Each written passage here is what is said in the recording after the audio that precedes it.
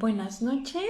El día de hoy vamos a tocar un tema que va un poquito de la mano con lo que hablábamos la semana pasada. La semana pasada, para quienes nos hicieron el gran honor de vernos, estuvimos hablando acerca de TLP, trastorno límite de la personalidad, y en torno a este tema surgió por ahí una duda de parte de alguien de la audiencia de hace 8 días, en donde abordábamos el punto de que en torno a la salud mental existen muchos mitos, que de repente hay muchos temas tabú en nuestro país que llevan a que la gente pues se limite bastante en cuanto a atender su salud mental, como lo son la parte de la medicación. La mayoría de la gente desarrolla mucho conflicto a poder medicarse. Algunos otros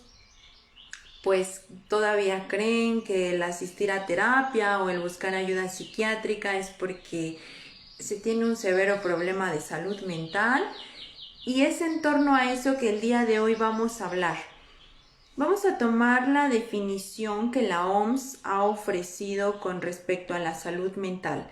La OMS nos dice que la salud mental es un estado de completo bienestar físico y mental, además de una estabilidad social, y no solamente la afección de algún tipo de trastorno, sino que involucra el hecho de que los individuos, de que nosotros como individuos podamos ser funcionales a manera lo más completa posible dentro de un ambiente específico. Eso es lo que la OMS nos da a entender como salud mental. Y pues obviamente esta se relaciona con la promoción del bienestar emocional, del conocimiento y expresión, vaya, de las emociones precisamente, de la atención y prevención de los trastornos mentales que podemos llegar a desarrollar en algún punto, a los que, recuerden, todos somos propensos, algunos en mayor y otros en menor escala, pero al final del día todos tenemos esta posibilidad de desarrollar un trastorno de este tipo. Y sobre todo, la parte más importante a la que refiere la OMS dentro de este concepto, pues es el tratamiento. Buenas noches, Alberto, nos da gusto ver que nos estás ya viendo, gracias. Decíamos que la parte más importante dentro de todo este concepto es lo que tiene que ver con el tratamiento y la rehabilitación de cualquier persona, de cualquier individuo, nos marca la OMS, que en algún momento ha llegado a sufrir cualquier tipo de afección mental. Entonces, pues vamos a entrar en materia. También la licenciada Zamora está ya generando la conexión, nos va a acompañar, es parte del equipo de Psicología Integral. Algunos de ustedes ya la conocen, nos ha acompañado en otros lives, y pues mientras ella logra hacer conexión con nosotros, vamos a seguir hablando acerca de este concepto. La salud mental, decíamos que la OMS nos marca que incluye varios aspecto psicológico y social. ¿Por qué? Porque tiene mucho que ver con la manera en cómo los seres humanos pensamos, sentimos, actuamos e inclusive afrontamos las circunstancias de vida que se nos vayan presentando. La salud mental es algo que se ve sumamente alcanzada por un factor que es bien conocido dentro de nuestras dinámicas sociales y que se ha disparado terriblemente, sobre todo a partir de la cuarentena y la pandemia, ¿no? El estrés, hablamos de estrés. El estrés, pues es algo que está influyendo en sobremanera a la población mundial. No nada más es algo que nos pasa en México, es un fenómeno mundial, y que evidentemente afecta la manera en cómo los seres humanos nos estamos relacionando, las decisiones que estamos tomando, y que se puede dar además a lo largo de cualquier etapa de la vida. Cuando hablamos de salud mental, no nada más nos referimos a la salud mental de los adolescentes o de nosotros como adultos. Buenas noches, licenciada. Buenas noches a todos. Me da gusto que nos esté acompañando el día de hoy en este live respecto a la salud mental. Le pregunto, ¿nos escucha bien? ¿Todo está bien con su equipo? Sí, está perfectamente. Ok, regresamos entonces al concepto que estábamos tomando hace unos minutos. Decíamos que la salud mental no es como exclusiva de una edad, ni tampoco de un género. Todos los seres humanos deberíamos tener acceso a la salud mental e incluso tenerla desde la infancia. El hecho de que proporcionemos salud mental a un infante facilitará en gran medida su desarrollo a lo largo del resto de su vida. La semana pasada hablábamos de que las enfermedades mentales a veces alcanzan no nada más al individuo que las padece, sino también al núcleo dentro del cual se desenvuelve y que obviamente pues a través de estos alcances que una enfermedad mental llega a generar, hay graves afectaciones, sobre todo por las circunstancias de cambios, de humor, de dinámicas, de los comportamientos que las personas pueden llegar a desarrollar a través de cualquier tipo de trastorno que estén sufriendo, vaya. Y que a veces estas circunstancias pueden ser ocasionales en la mejor de las situaciones, o a veces pueden ser afecciones de muchísimo tiempo, incluso afecciones de años, circunstancias con las que las personas nacen e incluso pueden llegar hasta el último de sus días a padecer. Por eso es muy importante que nosotros conozcamos un tanto más al respecto. Nos dice, muchísimas gracias, Itzel. Me alegra que nos estés viendo, me alegra saber de ti. Y pues muchas gracias por el piropo, ¿no? Les decía que es muy importante que nosotros conozcamos un poquito más acerca de la salud mental, porque el conocimiento que podamos llegar a generar va a tener mucha influencia en la manera en cómo nos vamos a atender. La salud mental o el favorecimiento, vaya, la búsqueda de la salud mental, nos va a ayudar a gestionar mejor el estrés, a tener no solamente salud mental, sino incluso salud física y a tener dinámicas de relacionarnos sanas. Y hablamos de cualquier tipo de relación, relaciones familiares, laborales, relaciones de pareja. En todos estos aspectos se ve impactado la promoción de la salud mental. Y recordemos que, como lo hemos dicho en otros lives, la atención primaria consiste muchísimo en la información, ¿no? En el que tú puedas saber cuáles son los factores de riesgo con los que cuentas, cuáles son las partes que tienes que voltear a ver, los focos rojos que te están indicando que requieres de un especialista en materia de salud mental. De que tú lo hagas de esta manera, o incluso aunque no tengas todavía desarrollado algún tipo de trastorno, ni mucho menos el que tú atiendas tu salud mental, el que constantemente la revises y voltees a verla, va a facilitar el que seas una persona con mayores habilidades de vida. Porque decíamos hace un ratito, pues la salud mental abarca durante todas, no solo durante todas las etapas, sino también en las diferentes áreas que un individuo puede llegar a desarrollar. Licenciada, ¿hay algo que usted tenga que aportarnos dentro de todo esto o continúo? Pues sí, hay varios factores que pueden contribuir al riesgo de sufrir una enfermedad mental, como lo son los genes, la historia familiar. Hay factores biológicos como desequilibrios químicos en el cerebro, lesiones cerebrales traumáticas, la exposición de la madre a alguna sustancia química, el tener una enfermedad seria como lo es el cáncer, también el consumo de sustancias tóxicas. Todo esto de ninguna manera son causadas por falta de carácter. A veces las personas piensan que las enfermedades mentales se dan en personas que son flojas o débiles y no es así.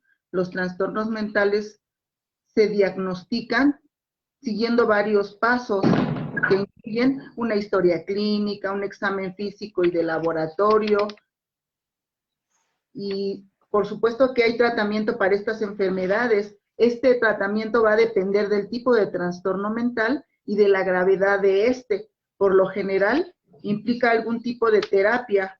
Algunas ocasiones también se incluyen medicamentos y para quienes lo requieren se les da apoyo y educación para manejar sus afecciones.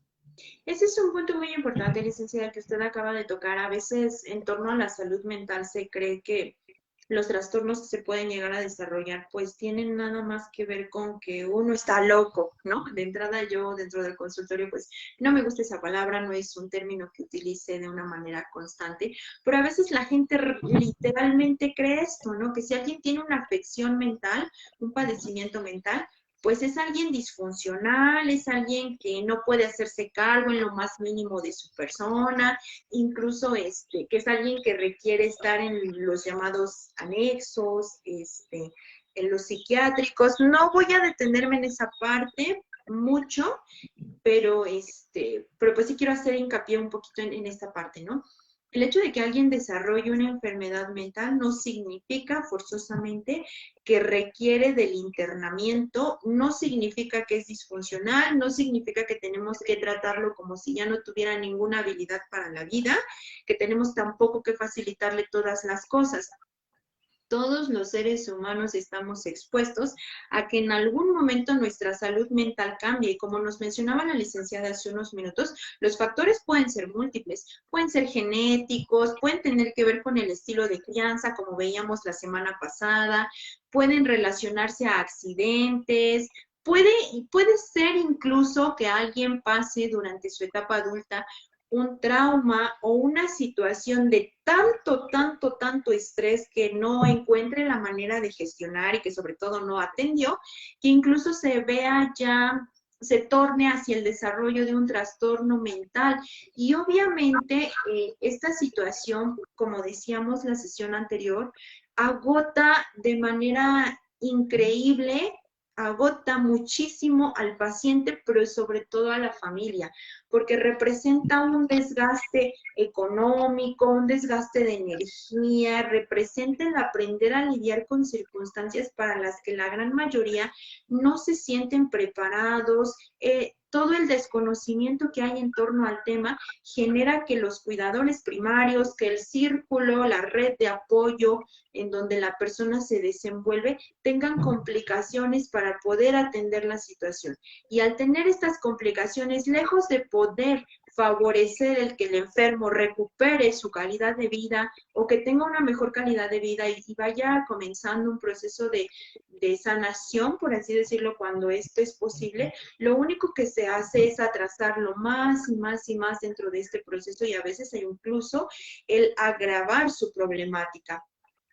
¿Hay algo que tenga que agregar, licenciada, o continúo? Sí, algo importante es que a pesar de esto debemos aclarar que aunque la presencia de ciertos genes predispone, no necesariamente quien lo padece está destinado a sufrirlas. Hay quienes precisamente pueden sufrir una serie de enfermedades mentales que se generan por situaciones externas como una pérdida, como enfermedades, como mencionaba hace un rato, como el cáncer o alguna otra situación que no necesariamente viene a colación con la genética. Ese es un punto bien importante, ¿no? A veces sí se ha descubierto que en el caso de algunos trastornos hay genes que favorecen o que más bien que aumentan, ¿no? Estos factores de riesgo. Pero también lo vimos la semana pasada, algo que es muy influyente, algo que tiene que ver mucho, es el entorno en el que nos desarrollamos, ¿no? Yo tengo que lograr la mezcla perfecta porque al final del día todos tenemos algunos rasgos que podrían favorecer el desarrollo de un trastorno.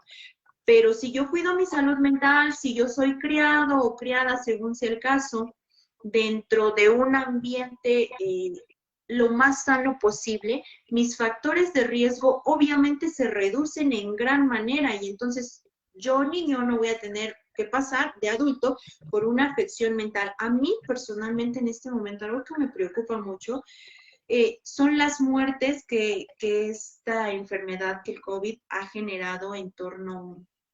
Sí, vaya, todas las muertes que se han dado a nivel mundial son situaciones obviamente lamentables, pero sabes, me preocupa más el hecho de que no hemos podido llevar a cabo todo un ritual como el que estamos acostumbrados en el caso de quienes creen en Dios o quienes son religiosos, de ir a la iglesia, de rezar, de enterrarlos. El simple hecho de que tú contemples tu cuerpo te ayuda a estructurar un duelo. La licenciada nos hablaba hace unos minutos de que incluso un duelo mal elaborado puede favorecer el desarrollo de una afección mental. Imagínate lo importante que es que ahorita en medio de esta pandemia que lleva poco más de un año desarrollándose y de la que aún no tenemos un panorama certero, imagínate la importancia de que tú atiendas tu salud mental. A mí me da mucho gusto saber que tú probablemente no has desarrollado ansiedad, depresión, que no tienes ninguna complicación para tus dinámicas sociales, que quizá no has perdido a ningún familiar,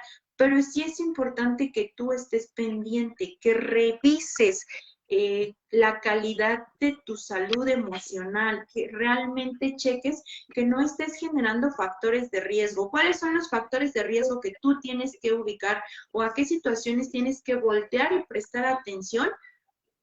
Cambio de hábitos. De entrada, cuando hablamos de cambio de hábitos en cuanto a alimentación o al sueño, ya tenemos por ahí un foquito rojo que atender. No es normal que a ti te den las 3 de la mañana y no tengas sueño, o que puedas pasar días seguidos sin dormir, o que te pases días seguidos durmiendo. No es una cuestión natural. Vaya, no como un hábito, no que sea algo constante.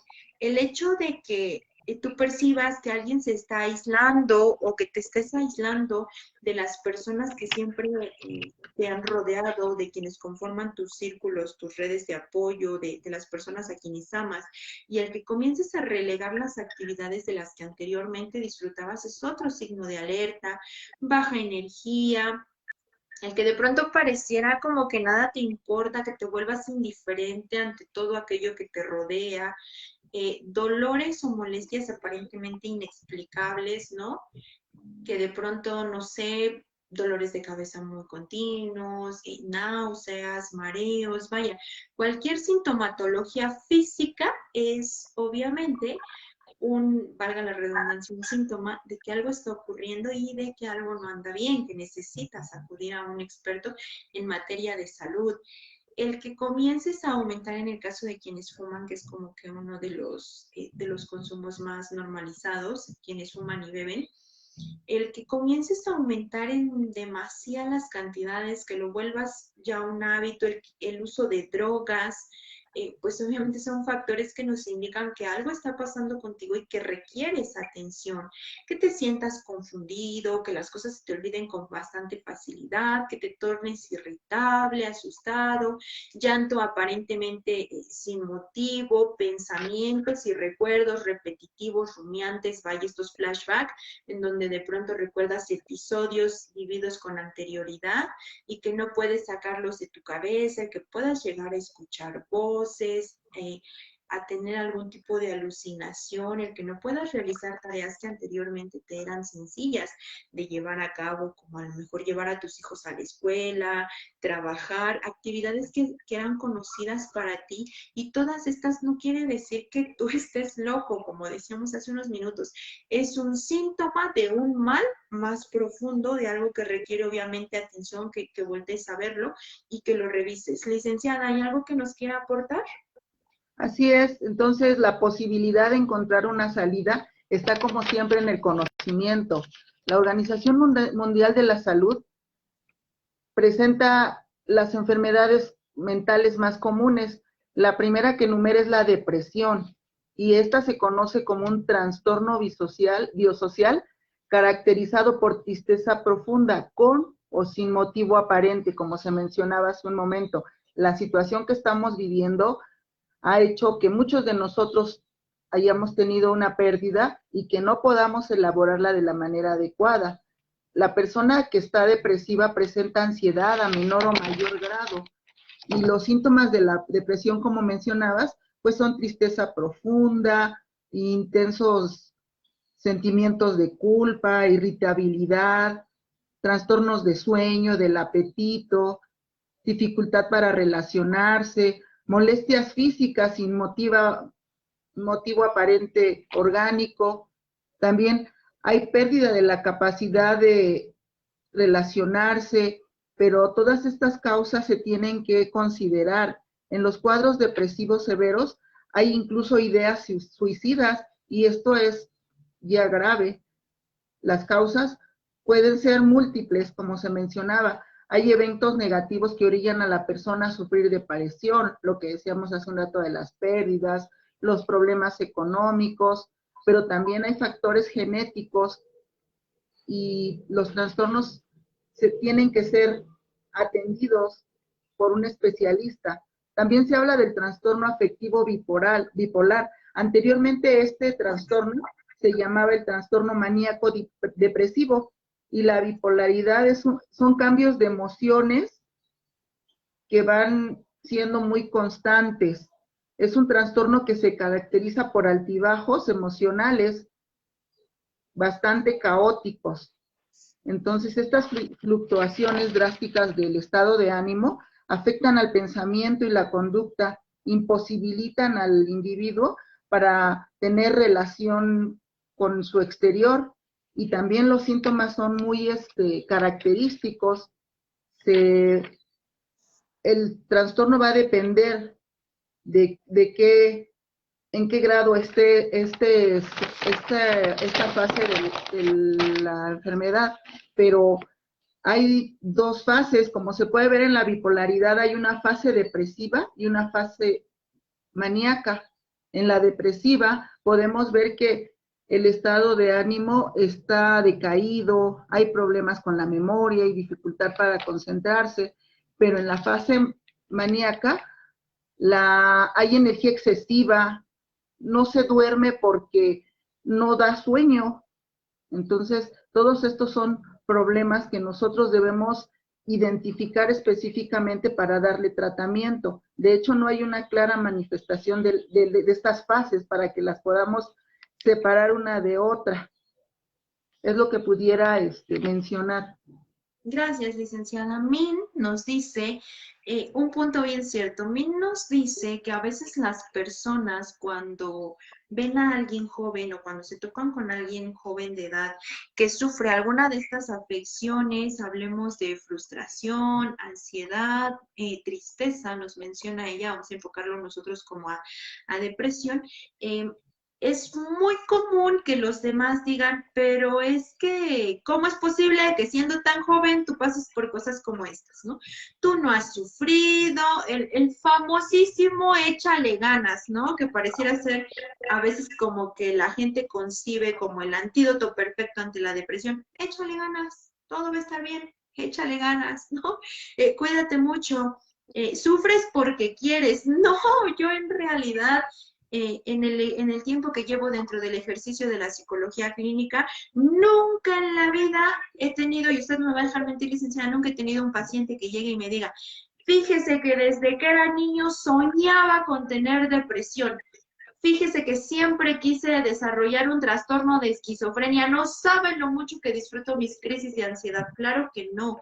Es una afección que decíamos genera dolor emocional y complicaciones dentro del desarrollo del ser humano. Entonces sí tenemos que ubicar que cuando alguien pasa por alguna de estas afecciones no es algo que escogió. Sus circunstancias, el ambiente, su historia personal de vida, sus habilidades se vieron mermadas a tal grado que pues obviamente desarrolló un trastorno, pero no lo decidió. Y aunque yo sé que tus intenciones son las mejores cuando le dices, échale ganas, todo va a estar bien, ya no sufras, pues eso no cambia la afección que la persona está sufriendo.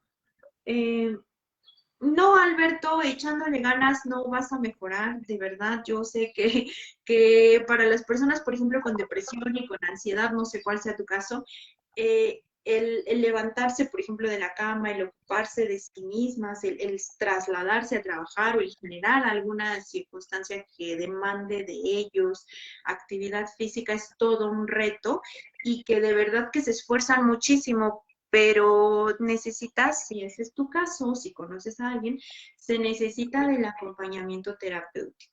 Ahorita vamos a entrar en una materia muy importante, en algo que es un gran tabú, no solamente en nuestro país, sino como a nivel mundial, que tiene que ver con el consumo de fármacos. Pero antes quiero detenerme en un tema que tocó la licenciada muy importante.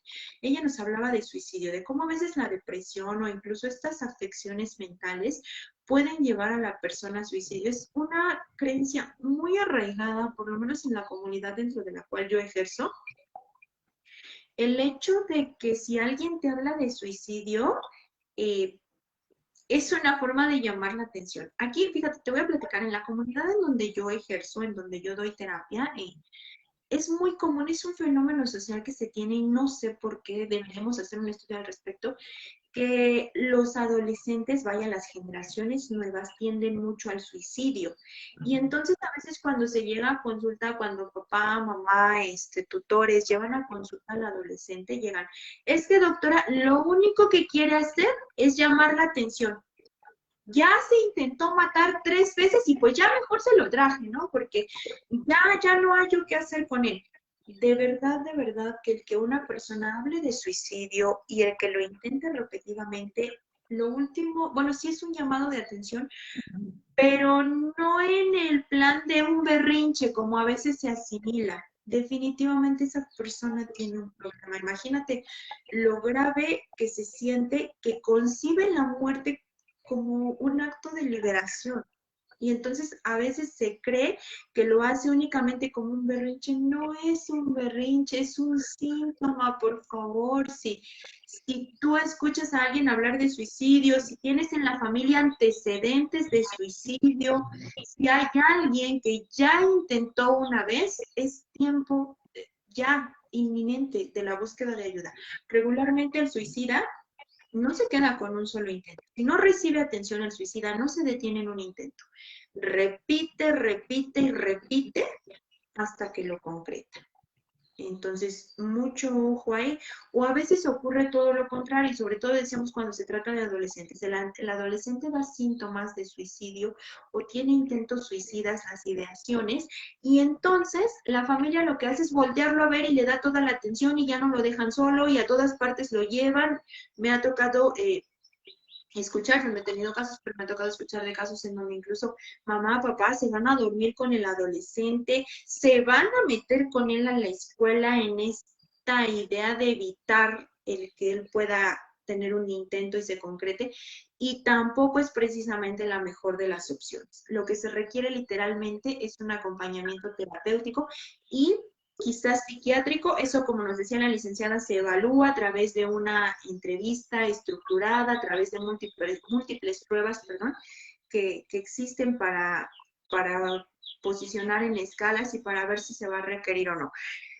Cuando existen antecedentes de suicidio en la familia, se tiende mucho a negarlos, ¿no? La sociedad mexicana es como muy, vaya, muy ríspida en el tema, y entonces cuando de pronto tenemos un antecedente familiar de alguien con suicidio, todos nos volteamos. Por alguna razón el mexicano cree que si yo no lo hablo, que si yo no lo enfrento, no pasa y en algún momento desaparece. Es como una construcción cultural. Déjame decirte que no, si en tu familia hay antecedentes de suicidio, lo menos que se espera o lo peor que se puede hacer es ignorar la situación y entonces decirle al resto de la familia, sobre todo a los pequeños, se fue de viaje, ¿no?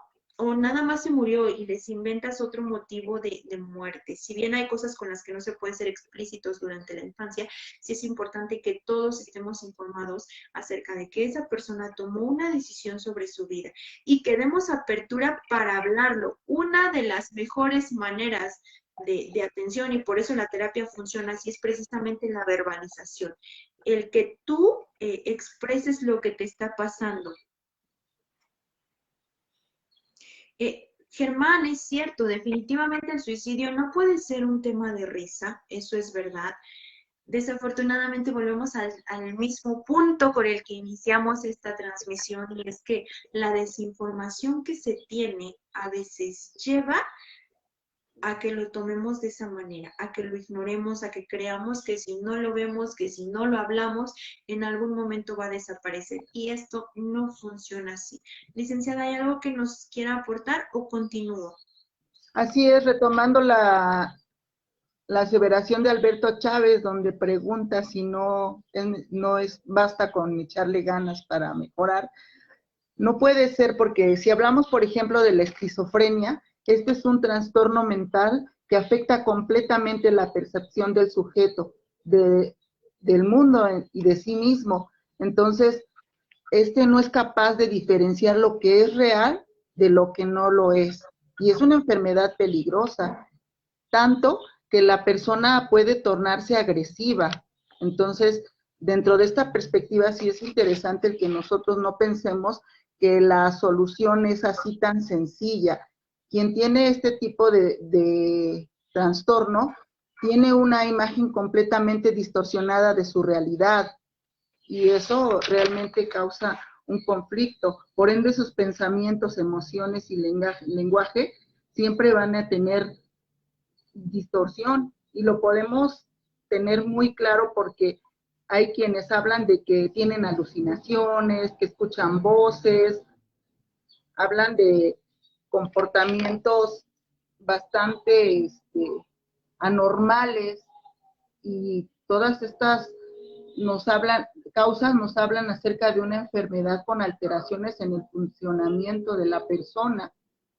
Incluso te ha llegado a ver que a veces tal vez pudiera ser una situación de sustancias que están faltando, como la dopamina y el glutamato, que son hormonas. Sin embargo, no podemos eso nada más generarlo de una manera, nada más por desearlo. Necesariamente requerimos tratamiento, tanto terapéutico como ya habíamos mencionado, medicamentos.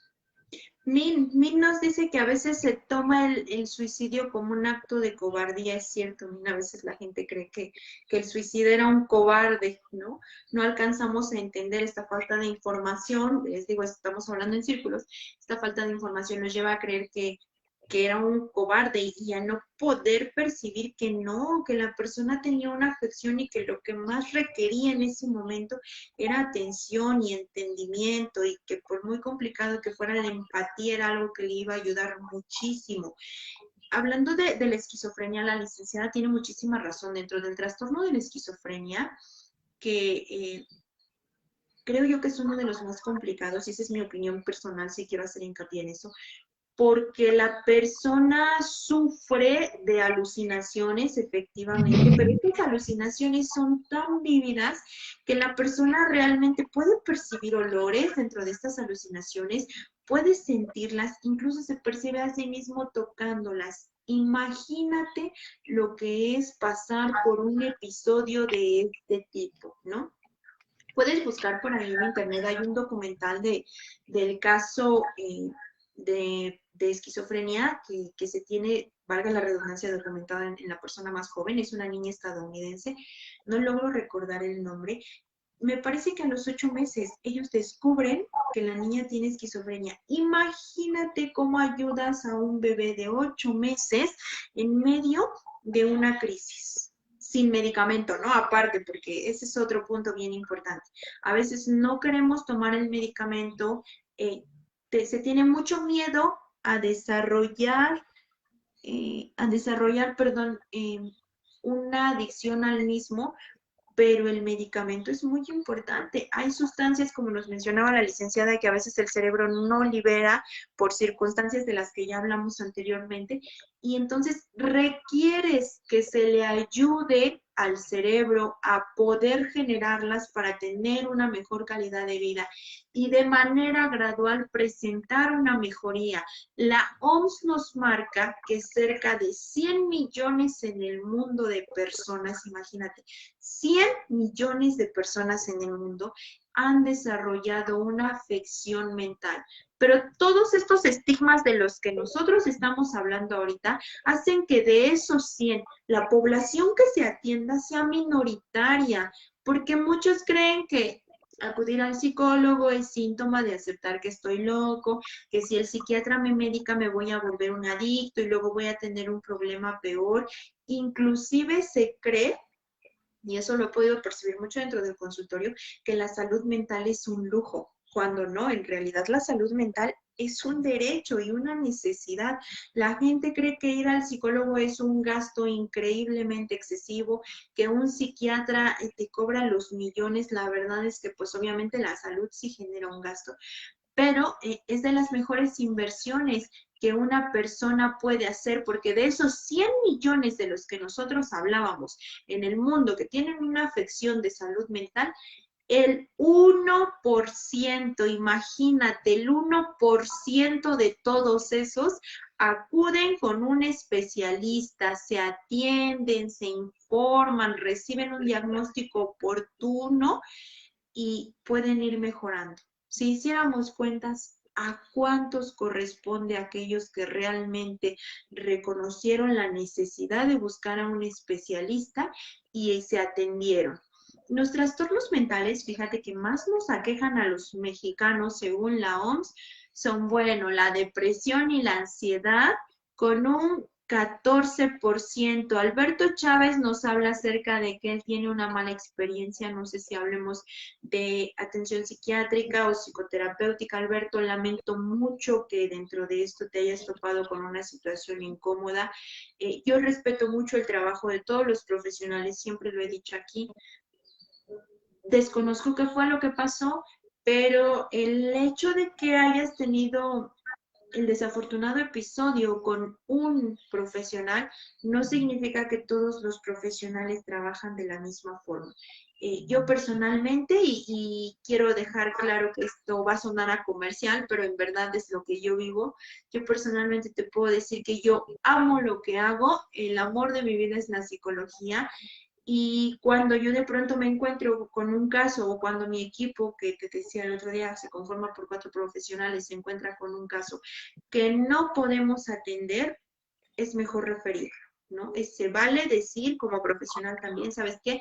Yo no tengo el conocimiento, no tengo las habilidades, pero te vamos a buscar a alguien que sí te pueda ayudar. Yo espero, Alberto, que esto no lleve, y no creo porque si no, no nos estarías viendo, que esto no lleve a que tú dejes de buscar la atención, ¿no? A veces no todos los perfiles de los profesionales se adaptan a todos los pacientes, ese es un punto bien importante, pero tampoco todos los profesionales son malos, ¿no? Cada quien trabaja diferente, no sé qué haya pasado, me disculpo por mi colega, pero estoy segura de que si buscas atención, puedes encontrar a alguien que se adapte a tus necesidades y que te va a atender, vaya con la calidez humana y profesional que tú te mereces. Decíamos que el 14% de la población mexicana padece depresión y ansiedad. Imagínate esas cifras de antes de la pandemia. Imagínate ahorita con todo este encierro, con las muertes y todo lo que conocemos desafortunadamente ya como un diario vivir. Después siguen las adicciones a las sustancias con un 9%, la esquizofrenia con un 1.6% y el trastorno bipolar con un 1.4%. Y aquí surge otro mito. La gente dice, bueno, pero esas cifras son de otras personas. A mí no me afectan. Déjame decirte que según la OMS, 1 de cada 4 mexicanos en algún punto de su vida, a partir de factores sociales, económicos, biológicos, vaya, todo esto que incluye en el desarrollo, se ve en algún momento en la penosa y difícil situación de sufrir algún trastorno mental. Y hablamos desde los más simples como un trastorno de sueño, hasta decíamos bipolaridad, esquizofrenia, trastornos de personalidad, de ansiedad, alimenticios, vaya, la carta desafortunadamente es bastante amplia al respecto. Luego vienen otras personas que piensan que las enfermedades mentales son irreversibles. Déjame decirte que cuando encuentras un profesional adecuado, con las capacidades, cuando te comprometes con el tratamiento, cuando no te tomas el medicamento cuando se te ocurre y en las dosis que tú quieres, cuando eres cuidadoso, eres disciplinado al respecto, pues las enfermedades mentales se empiezan a tratar y por lo tanto puedes ir mejorando. Hay otros que creen que las enfermedades mentales son contagiosas. No, señores, las enfermedades mentales, y esto se da mucho en los trastornos, por ejemplo, autista, trastornos, ahora se llaman trastornos globales del desarrollo, autismo, síndrome Down, retraso. No, señores, eso no es contagioso, ¿ok? Ninguna enfermedad mental se contagia. Surgen a partir de diversas circunstancias y entornos que favorecen el desarrollo de las mismas y no es como que respeten sexo, sexo o condición económica, ideología, ni mucho menos. Hay otros que piensan que los niños no desarrollan problemas de salud mental. Otra mentira más, los niños también pueden padecer trastornos que se dan como producto de una mala interacción social, de factores psicológicos, sociales, biológicos, de antecedentes heredofamiliares. Hay otros que creen que las personas con trastornos mentales siempre resultan ser personas violentas y peligrosas. ¿Sabes? Es más probable que una persona con un trastorno mental se lastime a sí misma a que te lastime a ti. Eso estadísticamente está comprobado. Es un mito el pensar que todos siempre son agresivos. La verdad es que no. Este mito lleva a que estas personas se aíslen y entonces al sentirse rechazadas, pues son más tendientes a la autoagresión que a la agresión hacia el exterior. Por eso es importante que busquemos especialistas que nos acompañen en esta materia, que nos puedan ayudar, que sobre todo faciliten la calidad de la vida del enfermo. Y sobre todo que el que sepamos, el que estemos informados, va a reducir la tendencia que se tiene a satanizarlo, nos va a ayudar a prevenir muchas circunstancias. La terapia, decíamos hace unos minutos, lo hemos dicho en todos los lives, la terapia es la base de todo esto. Hay quienes a veces no solo requieren el acompañamiento terapéutico, sino también el psiquiátrico, pero te decía, esto se determina a partir de entrevistas, de pruebas, y cuando esto pasa, yo sé que a la mayoría les da miedo cuando yo a alguien le digo, ¿sabes qué? Nos vamos a acompañar de psiquiatra, de verdad que en automático su gesto cambia, y no, pero ¿por qué me va a internar el medicamento? No, acompañamiento psiquiátrico no es sinónimo en algunos casos de internamiento. Pero pues obviamente dijimos en la sesión, en el live anterior, perdón, que el psiquiatra aquí en México es el único facultado para prescribir ciertos medicamentos que te van a ayudar cuando, como nos decía la licenciada, no estás liberando algunos neurotransmisores, sustancias químicas en el cerebro, ¿ok?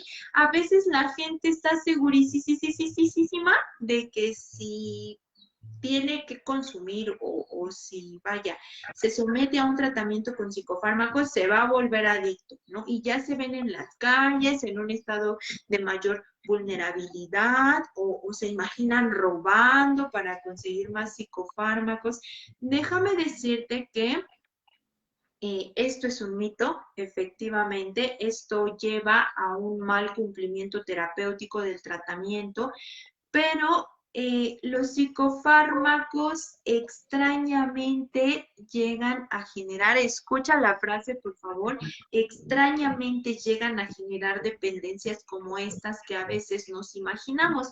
Los psicofármacos son medicamentos psiquiátricos, eso es verdad, con muy mala fama, que se administran vía oral, intramuscular, entre otras cosas, y cuya principal acción va directo al sistema nervioso central, encéfalo, cerebro, como tú lo quieras denominar.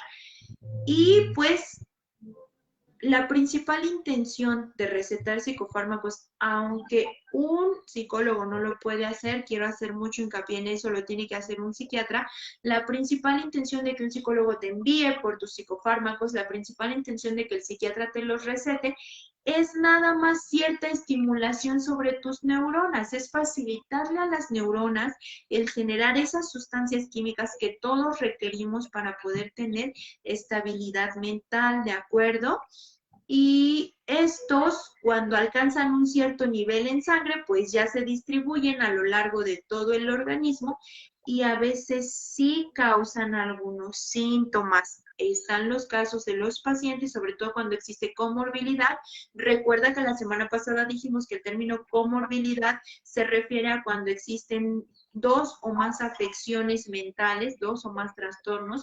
Cuando existe comorbilidad es muy común que el paciente desarrolle al inicio, mientras su cuerpo se adapta, algunos síntomas que pudieran ser adversos o que se intensifiquen, perdón, la sintomatología que te llevó al medicamento y por eso a veces lo dejan. No es que el medicamento no te esté haciendo, no es que tu psiquiatra sea increíblemente pésimo para recetar, es que este proceso es relativamente normal y no va a ser eterno. Es nada más mientras tu cerebro, mientras tu organismo se adecua a esta situación, ¿ok? Te prometo que ningún psicofármaco te es medicado con la intención de generarte más conflictos. Si bien es cierto que no se ha podido generar uno solo que no tenga un efecto secundario, pues son medicamentos seguros, son medicamentos probados, son medicamentos a los que se han dedicado muchas horas de estudio, múltiples análisis y sobre todo cuando son modernos. Nuestro país desafortunadamente está un poquito atrasado en este tema, pero la Unión Europea, por ejemplo, los países europeos pues ya están más avanzados en este tema cuando son más modernos estos psicofármacos, pues tienen una mayor eficacia y las reacciones son adversas. Decíamos, nosotros vamos un poquito más atrasados, pero eso no significa que todas tus reacciones van a ser incontrolables y que las vas a sufrir muchísimo. Te repito, la idea no es hacerte sufrir, todo lo contrario, la idea es generarte una mejor calidad de vida y eso te pasa con todos los medicamentos. A veces vas a consulta con el médico familiar y te envía cierta cantidad de medicamentos y entonces a ti, al menos a mí, a mi edad, se me desata la gastritis, ¿no? O el dolor en el riñón porque no está filtrando bien. Eso es común dentro de los medicamentos. Pero no es definitivamente una razón suficiente para que minimices o elimines el uso del mismo. Si el psiquiatra te lo está dando, tiene un porqué para hacer, y el que tú seas disciplinado en tu tratamiento va a hacer que tú puedas mejorar pronto. Además de que cuando se dan psicofármacos, se dan de manera fraccionada, es decir, no creas que el psiquiatra te va a mandar 8 pastillas combinadas diarias y entonces tú te vas a volver una farmacia ambulante. A lo mejor sí te va a mandar varias pastillas, sí te va a mandar medicamentos diversos, pero todo te lo va a fraccionar conforme a tu edad, talla, peso y necesidades. Y siempre el medicamento psiquiátrico va de menos a más y de más a menos cuando se va a retirar. Eso sí es algo que quiero que sepas. Cuando tú vayas al psiquiatra y un psiquiatra te meta de lleno a la dosis completa, busca otro psiquiatra, ¿ok?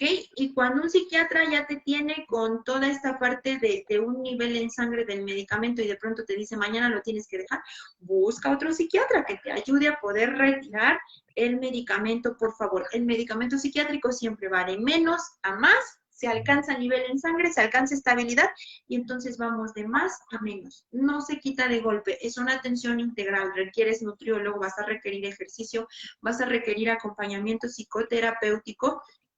Ojo ahí, ¿ok? Con esa parte sí quiero que estés bien informado para que tú sepas cómo es que esto actúa.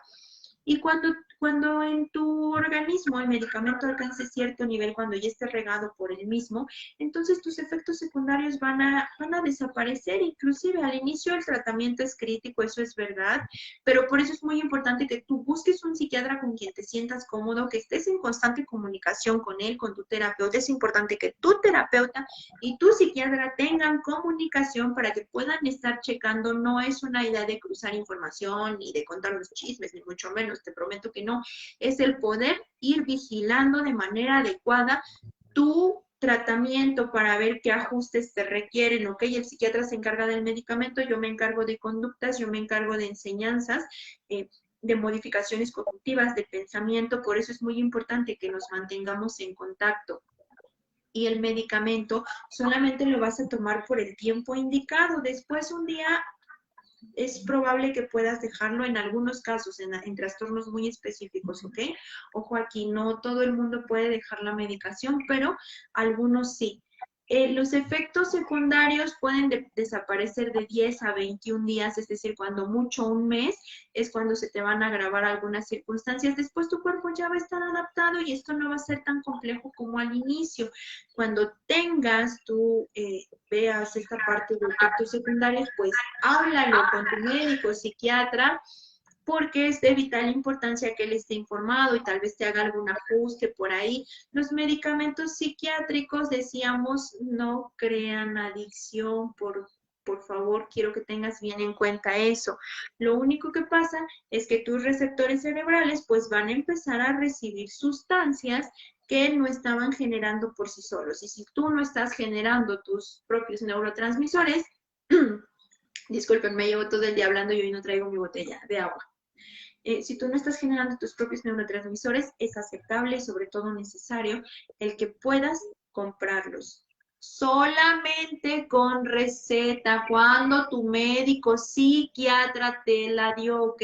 Está muy de moda que los médicos familiares, sobre todo los de estas farmacias de más accesibles, no quiero ser comercial, pero bueno, me refiero a farmacias similares, todas estas, estén recetando con bastante constancia antidepresivos, ansiolíticos.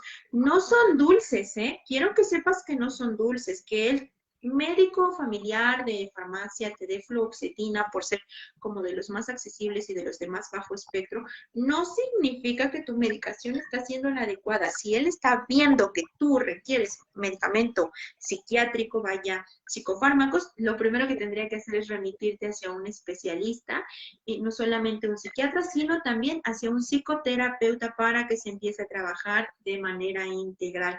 No son dulces, ¿ok? Que algunas instituciones de salud pública inclusive, y que este tipo de farmacias que son más accesibles y están súper bien, yo con eso no tengo ningún conflicto, los receten de esta manera no significa que sea lo adecuado, ¿ok? Tienes que checar eso con un psiquiatra. La mayoría de los psicofármacos no generan una situación de placer como ocurre, por ejemplo, en el caso de las drogas. Por eso es que el riesgo de una adicción pues es menor, es inferior al consumo de otras sustancias. Porque, pues, si nosotros analizamos cuando alguien consume drogas, si lo hace en la búsqueda de un placer personal, y tú lo que tienes es un sufrimiento, es un padecimiento. Por eso tenemos que diferenciar entre bienestar y placer. Tú no vas a consumir, hay gente que lo hace, pero yo sé que no es tu caso, tú no vas a consumir psicofármacos nada más por el puritito gusto, ¿no? Cuando alguien, el psiquiatra, le receta psicofármacos es porque de verdad los necesita, y las dosis él las va a calcular y las va a poder ir dando según como sea necesario. La mayoría de los psicofármacos, déjame decirte, no producen un síndrome de abstinencia como ocurriría en las drogas. Por eso es muy importante que tú vayas con tu terapeuta y que tu terapeuta y tu psiquiatra te expliquen estas cosas. Los medicamentos psiquiátricos no son para locos, no generan el nivel de adicción que tú te imaginas. En la mayoría de los casos, decíamos, no generan un síndrome de abstinencia al tener que dejarlos. Cuando se proporciona toda la atención integral, este proceso es mucho más fácil para ti y para la familia inclusive. Lo facilitas también muchísimo en torno a los profesionales de la salud cuando tú te permites llevar a cabo este tipo de dinámicas de atención integral. Tienes derecho a la salud y sobre todo a la salud mental. La salud mental debería ser accesible para absolutamente todo el mundo. Y recuerda que aquí lo hemos dicho siempre, tú eres tu responsabilidad. Si tienes una afección mental, lo mejor que puedes hacer es atenderte, toma tu medicamento, no tengas miedo. Si tienes más dudas, acércate a nosotros, los profesionales de la salud, que estamos facultados para resolver tus dudas, para orientarte al respecto. Y pues por mi parte ha sido todo, licenciada. No sé si usted tenga algo más que agregar. No, únicamente despedirme. Buenas noches a todos. Nosotros, equipo de Psicología Integral, agradecemos mucho el tiempo que nos dedican. Les aviso que la siguiente semana es 10 de mayo, no va a haber live, pero para la otra sí nos vemos. Si quieren algún tema específico, pueden hacer la petición directo a la página, al número de su servidora, a las redes sociales, vaya, y nosotros con mucho gusto lo checamos y nos ponemos a trabajar para llevarte no solamente información confiable, sino sobre todo funcional. Min, ya para terminar, en el ámbito laboral el estigma es demasiado. Una vez me rechazaron por una depresión y ansiedad, fue mi error por haberlo dicho. Min, eso es un delito en nuestro país, se llama discriminación. Pudiste haber pues denunciado, vaya, no conozco mucho de leyes, pero sí te puedo decir que eso es un delito, entonces, pues checa, ¿no? Checa esa circunstancia, no, esto no debería de ser, la falta de información nos lleva a este tipo de circunstancias. Alberto, muchísimas gracias, yo también voy a extrañar mucho la sesión, bueno, el live de la próxima semana, pero pues antes de profesional soy ser humano, también tengo redes de apoyo, también tengo dinámicas sociales, y es solamente una semana. La próxima semana yo les prometo que tomamos otro tema y seguimos informándonos en torno a la salud mental. Que tengan una bonita noche y muchísimas gracias. Para quienes se van conectando en este momento, pueden checar el live completo en la página o en nuestro canal de YouTube. Por mi parte es todo. Muchísimas gracias.